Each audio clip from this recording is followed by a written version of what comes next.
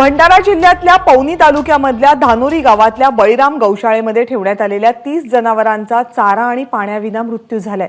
गडचिरोलीतल्या कुरखेडा पोलिसांनी कत्तलखान्यात नेणाऱ्या जनावरांना ताब्यात घेऊन धानोरीतल्या बळीराम गौशाळेमध्ये 2 दिवसांपूर्वी पाठवलं होतं। पण बळीराम गौशाळेमध्ये चारा आणि पाण्याची कसलीच व्यवस्था नव्हती आणि त्यामुळे 30 जनावरं मृत्युमुखी पडली।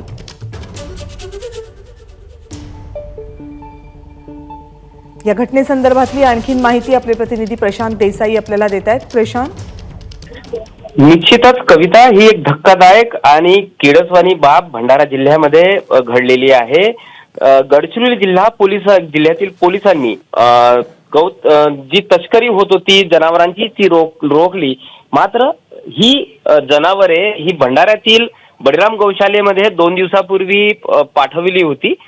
या गौशालेच्या संचालकांनी कुठलीही चाऱ्याची किंवा पाण्याची व्यवस्था केली नाही आणि 2 दिवसापासून उष्णतेमध्ये वाढ झालेली आहे, तापमानात वाढ झाली आहे। चारा आणि पाण्याच्या अभावी या जनावरांचा मृत्यू झाल्याचा धक्कादायक प्रकार आज उघडकीस आला आहे।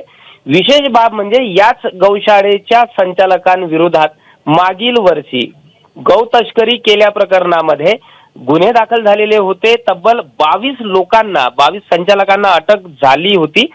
त्यानंतरही ही गौशाळा सुरू होती। त्यामुळे एकंदरीतच अधिकारी आणि प्रशासनाच्या आशीर्वादाने ही गौशाळा अनधिकृतरित्या चालू होत असल्याचा ठपका किंवा आरोप आता नागरिकांकडून होत आहे।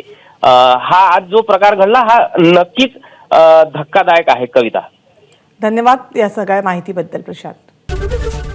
एबीपी माझा, उघडा डोळे बघा नीट।